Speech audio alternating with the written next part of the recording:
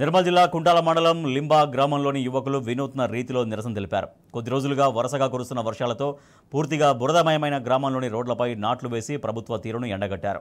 ప్రజాప్రతినిధులకు, అధికారులకు ఎన్నిసార్లు విన్నవించినా పక్కా రోడ్లు వేయడం లేదంటూ ఆగ్రహం వ్యక్తం చేశారు.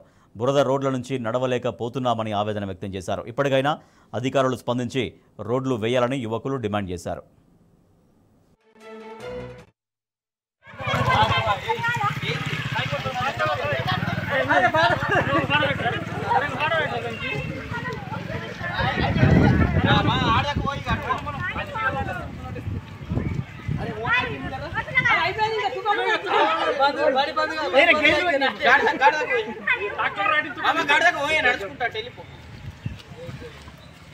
సౌండ్ బంద్ చేస్తాయి.